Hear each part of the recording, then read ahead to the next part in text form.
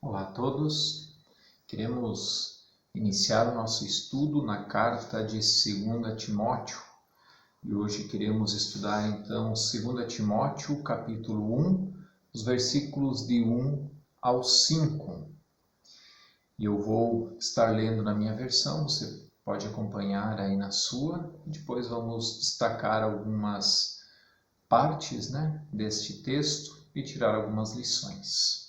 Diz assim: Paulo, apóstolo de Cristo Jesus, pela vontade de Deus, conforme a promessa da vida em Cristo Jesus, ao amado filho Timóteo.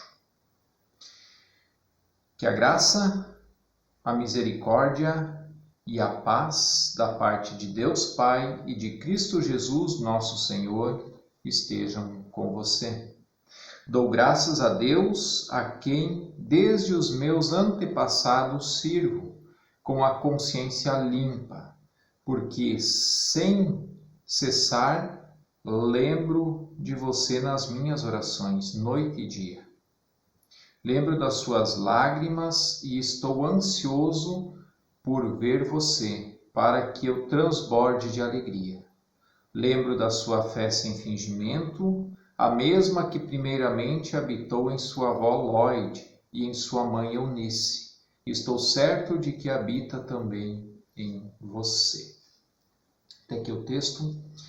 E nós queremos ver primeiro o contexto dessa carta, que isso nos ajuda a entender um pouco mais, Aqui então é Paulo que escreve. Paulo está escrevendo ao Timóteo.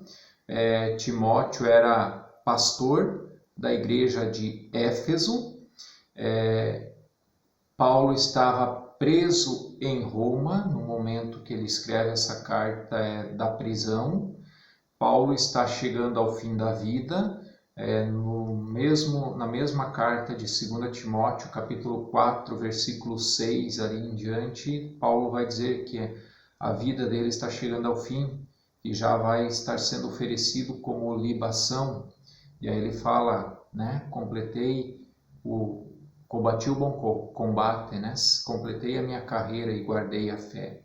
Ali está chegando no final da vida, Paulo está no final da vida.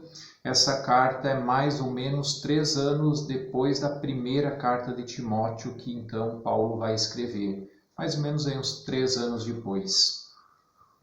E Timóteo ainda é pastor da igreja de Éfeso, na primeira carta e agora na segunda. 3 anos se passam e Timóteo ainda é pastor. Paulo trata Timóteo como filho no versículo 1 ao versículo 2, então nessa saudação vai falar ao amado filho Timóteo. Isso nos mostra duas coisas. A primeira, que nós, como cristãos, nós precisamos desenvolver e ter filhos na fé. Nós precisamos influenciar a fé de outras pessoas, Nós devemos, como Paulo, ter os nossos filhos espirituais. Por outro lado, também, como Timóteo, nós precisamos ter pais na fé. Aquela pessoa mais experiente, aquela pessoa mais sábia, aquela pessoa com quem nós podemos conversar, pedir conselhos, quando as dificuldades vêm, Então, ora nós precisamos ter pais na fé e ora nós precisamos ser os pais na fé também. Versículo 3 ao versículo 5, Paulo vai lembrar de Timóteo em suas orações. No versículo 3, ele lembra de Timóteo em suas orações, e isso nos mostra que nós também devemos orar pelas pessoas, devemos orar uns pelos outros. Nós não podemos ter aquela oração egoísta e só pedir para mim, para nós, mas também para os outros, lembrar dos outros, Paulo lembra dos sofrimentos que Timóteo tem enfrentado no ministério, isso no versículo 4, e isso mostra que nós também devemos estar sempre orando pelos outros, mas orar pelos pastores, orar pelos missionários, orar por aqueles que levam a palavra, os líder de ministério das igrejas, que talvez muitas vezes, como Timóteo, tem sofrido e tem derramado lágrimas. A gente não sabe o que cada um tem enfrentado, né? As batalhas que cada um tem batalhado, mas nós podemos os ajudar em oração. No versículo 5, Paulo vai falar de uma fé sem fingimento. E pensando o que é ter uma fé sem fingimento, nada mais, nada menos do que ser o que é. Não querer demonstrar uma fé que você não tem e não querer também demonstrar não ter uma fé que você tem, né? É ser autêntico.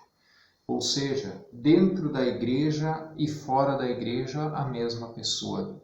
Tem pessoas que dentro da igreja é cheia de fé, fora da igreja não tem fé nenhuma.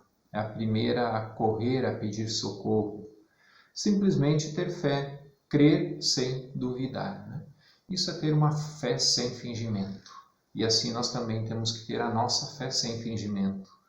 E no versículo 5 ele vai falar dessa fé sem fingimento, que primeiro habitou na avó de Timóteo, a avó chamada Lóide, depois na mãe, que é chamada de Eunice, tem o nome de Eunice, e que Paulo diz: estou certo, e eu vejo isso, né, na tua vida, eu estou certo que também você tem essa fé. E isso nos mostra que tem aqui uma fé que é passada de geração em geração. A avó, primeiramente a avó Lóide, passa essa fé para sua filha Eunice, que passa para o seu filho Timóteo. Como pais, nós primeiramente devemos adquirir essa fé, uma fé genuína, uma fé sem fingimento, uma fé no Senhor Jesus. E depois disso nós devemos também passar essa fé para os nossos filhos, para que os nossos filhos possam ver em nós essa fé e adquiri-la também. Se nós duvidamos, como que os filhos vão crer? E qual que é a melhor forma dos pais passarem essa fé para os filhos? A melhor forma é com o exemplo. É com o exemplo. Querido, minha querida, se você não ora, não exija que o teu filho comece a orar. Se você não tem hábito de ler a Bíblia na tua casa, como que o teu filho vai ter? Se você não vai na igreja no domingo, não vai nos cultos no domingo, como que você quer que o seu filho no domingo vá na igreja? Está entendendo? Tudo isso começa em casa. É de casa que nós damos a primeira base para as crianças, que é esta fé. Eu preciso tê-la para poder passá-la. Devemos ser exemplo para os da casa, para a nossa família. Até aí o nosso estudo já é o suficiente para a gente pensar e analisar sobre a nossa vida, como nós temos levado a nossa vida, aquilo que nós precisamos mudar em nossa vida para que nós possamos ter uma fé sem fingimento, passá-la para os nossos filhos, né? Como pais, passar para os nossos filhos e também criar filhos espirituais, filhos na fé. E também criar um vínculo para termos um pai na fé. Seja o pastor, seja um diácono, seja alguém mais experiente dentro da igreja, né? Mas que possamos ter aquela pessoa com quem contar quando nós precisarmos. Que Deus te abençoe, em nome de Jesus.